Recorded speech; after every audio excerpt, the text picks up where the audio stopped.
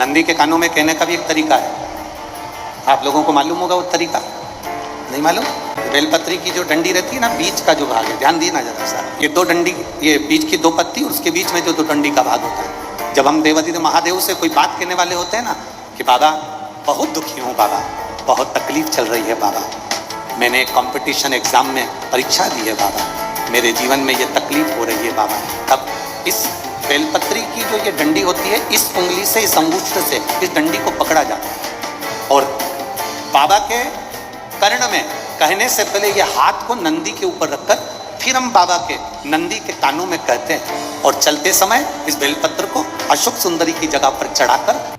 श्री शिवाय नमस्तुभ्यम दोस्तों, हर हर महादेव। माता पार्वती भोलेनाथ से स्वयं कह करके वो हमारी कामना को पूरा करवाती है। तो चलिए जानते हैं कि किस प्रकार से करना है हमें ये उपाय और कैसे हमें नंदी के कानों में अपनी बात को कहना है।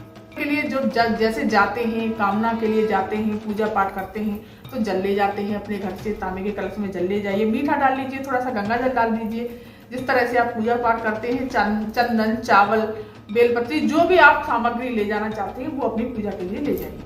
सबसे पहले आपको जाकर के गणेश जी के स्थान पर जल समर्पित कर देना है। सबसे पहले आपको उत्तर दिशा की तरफ मुंह करके खड़े होना है।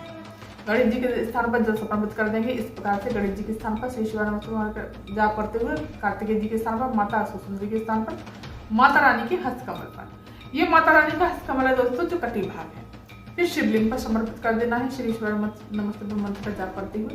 फिर नंदी के पैर पर जल, इस तरह से आपको नंदी के जो उठा हुआ पैर है उस पर समर्पित कर देना है।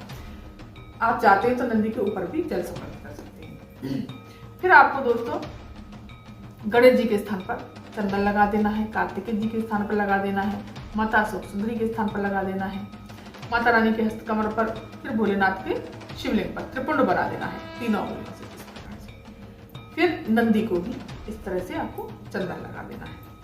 आप जो भी चीज भोलेनाथ को समर्पित करना चाहते हैं, बेलपत्री समर्पित करना चाहते हैं बेलपत्री करिए, शमी पत्र समर्पित करते हैं तो शमी पत्र करिए, मीठा, चावल, हल्दी नहीं, मीठा, चावल, जिस प्रकार से आप पूजा पाठ करते हैं इस प्रकार से पूजा पाठ कर लीजिए। दीप जगा लीजिए, धूप लगा दीजिए और अपनी कामना भोलेनाथ से किस प्रकार से कहनी है नंदी के कानों में, तो आपकी कामना बहुत जल्द पूरी होगी। पूज्य गुरुदेव कहते हैं एक बेलपत्री ले लो, बिल्कुल साफ सुथरी होनी चाहिए दोस्तों, कटी फटी नहीं होनी चाहिए, एकदम सुंदर सी बेलपत्री। और इस बेलपत्री को दोस्तों वैसे हम यहाँ से इस प्रकार से पकड़कर चढ़ाते हैं, तो यहाँ से इस प्रकार से ही पकड़कर चढ़ाना है, लेकिन हम इस प्रकार से इस तरह से पकड़ते हैं। इस बार अगर नंदी के कानों में हमें अपनी बात कहनी है तो इस उंगली से और इस अंगूठे से पकड़ना है, इससे इस तरह से आपको यहाँ पकड़नी है। इस तरह से पकड़ करके और नंदी के ऊपर रख करके और उनके कानों में हमें अपनी बात को कहना है। इस प्रकार से उधर ही चले जाना है दोस्तों। मैं इधर बैठी हूँ तो आपको समझ में आ रहा होगा थोड़ा बहुत। इस तरह से आपको सीधे हाथ से नंदी के ऊपर रखना है और नंदी के कानों में अपनी बात को कहना है।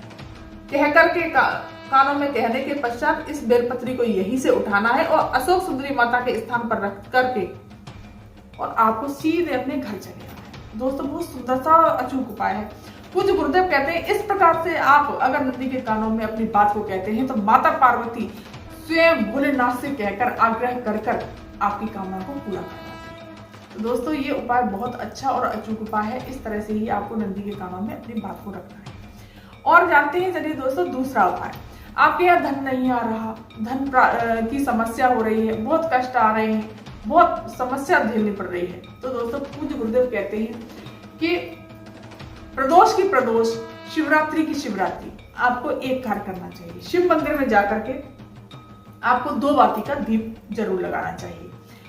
शाम के समय पर, प्रदोष काल के समय पर शिव मंदिर जाना है आपको और 2 बाती का दीप, आप अगर लंबी बाती का लगाना चाहते हैं लंबी बाती का लगाइए और गोल बाती का लगाना चाहते हैं तो गोल बाती का। वैसे पूज्य गुरुदेव हमेशा ये कहते हैं कि लंबी बाती का ही शिव शक्ति दीप बोला जाता है इसको।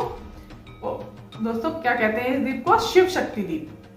ये लंबी बाती के 2 दीप, लंबी बाती का 1 दीप आपको लगाना है शिव मंदिर में जाकर के। इस प्रकार से शिव मंदिर में जाकर के लंबी बाती का दीप आपको प्रज्वलित कर देना है और अपनी कामना बोलनी है और सीधे अपने घर चले आना। दोस्तों ये उपाय भी बहुत अच्छा और अचूक उपाय है। इसको मात्र 5 शिवरात्रि या 5 प्रदोष करके देखिए।